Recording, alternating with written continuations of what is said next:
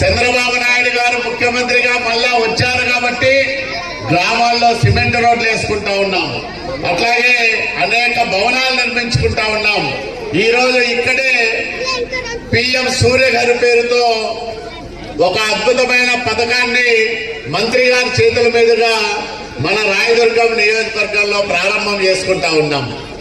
ఇన్ని మంచి కార్యక్రమాలకు నిలయంగా ఆంధ్రప్రదేశ్ రాష్ట్రాన్ని మార్చినాడంటే ప్రధాని నరేంద్ర మోడీ గారి ఆశీస్సులు, ఉప ముఖ్యమంత్రి పవన్ కళ్యాణ్ గారి సహకారం, అట్లాగే మన యువ నాయకుడు నారా లోకేష్ బాబు గారు వేగం, ఆయన మేధస్సు, ఇవన్నీ చంద్రబాబు నాయుడు గారికి బలాలుగా మారి ఆయన పరిపాలన జనరంజకంగా సాగుతాందనే విషయాన్ని మీ అందరికీ నేను మనసారేమో ముఖ్యమంత్రి అయినాడు.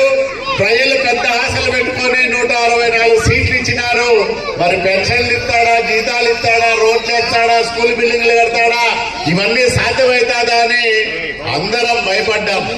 కానీ ఆయన ఒకటే చెప్పాడు, ఎవరికి ఏమీ తక్కువ కాకుండా అన్ని చేద్దాం, ధైర్యంగా ముందుకు పోతామని చెప్పిన నాయకుడు మన నాయకుడు నారా చంద్రబాబు నాయుడు గారని మీ అందరికీ నేను మనవి. రూపాయలు వృద్ధులకు, వికలాంగులకు ఇచ్చాడు.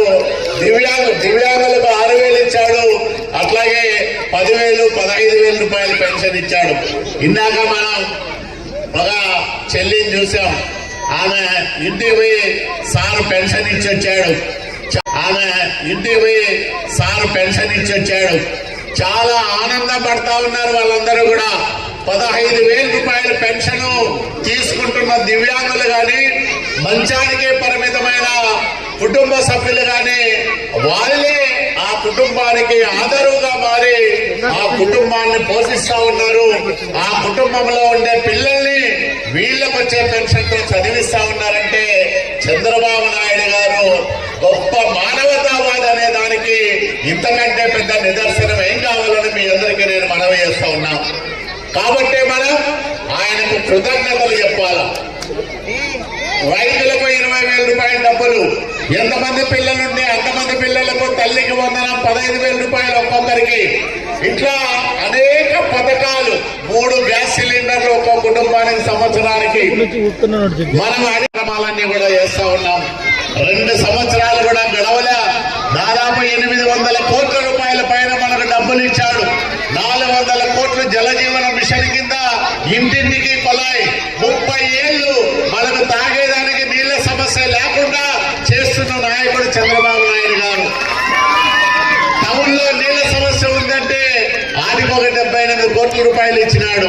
ఇంకా రోడ్లు, వంతెనలు, ఇవన్నీ అనేక కార్యక్రమాల ద్వారా రాయదుర్గం భౌగోళికంగా వెనుకబడి ఉండొచ్చు, ఒక మూలన ఉండొచ్చు, కానీ అభివృద్ధిలో ఈ 175 నియోజకవర్గాల్లో ఏ నియోజకవర్గానికి తీసిపోదనే విధంగా మనకు సహాయం చేస్తున్న నాయకుడు, మనల్ని ఆశీర్వదిస్తున్న నాయకుడు నారా చంద్రబాబు నాయుడు గారు. కాబట్టి దీనికి మనం ఆయనకు కృతజ్ఞతలు చెప్పాలా, ధన్యవాదాలు తెలియజేసుకోవాలా. ఆయన పుట్టినరోజు వేడుకలను మనం ఘనంగా చేసుకోవాలనే తలంపుతోనే ఈ కార్యక్రమాలన్నీ కూడా చేస్తా ఉన్నాం. ఇంకా 3 రోజులు కార్యక్రమాలు ఉన్నాయి. నాయకులందరూ కూడా నిజంగా వీళ్ళందరికీ నేను చేతులెత్తి నమస్కారాలు తెలియజేసుకోవాలా. ప్రాంతంలో శంకుస్థాపన చేస్తుంటే అది నేనే ఆ రోజు ప్రయత్నం చేశాను. గతంలో ఒకసారి మీ జిల్లాలో కియా ఫ్యాక్టరీ తీసుకొచ్చారు. ఆ రోజు చంద్రబాబు నాయుడు గారు ఎంత కష్టపడి ఈ జిల్లాలో కియా ఫ్యాక్టరీ పెట్టాలి, ఈ చుట్టుపక్కల ఉన్న ప్రజలకి ఉపయోగం జరగాలి, ఉద్యోగాలు రావాలనే ఉద్దేశంతో ఆ రోజు తీసుకొస్తే ఆ రోజు ఏమన్నాడు, ఈ కియా ఫ్యాక్టరీ మా నాన్న తీసుకొచ్చాడు అన్న. ఇట్లా అబద్ధపు హామీలతో, మోసపూర్వకమైన మాటలతోటి ఒక్కసారి ప్రజలు మోసం చేయగలిగావు. కానీ రాబోయే రోజుల్లో ఎప్పుడు కూడా నువ్వు ప్రజలను మోసం చేయలేరు, ప్రజలంతా అమాయకులు కాదని చెప్పి కూడా మీ అందరికీ తెలియజేసుకుంటూ ఉన్నాక 2 విషయాలు, కరెంటుకి సంబంధించిన విషయాలు 2-3 ఎమ్మెల్యే గారు చెప్పారు. గతంలో కూడా 2-3 సార్లు కూడా చెప్పడం జరిగింది.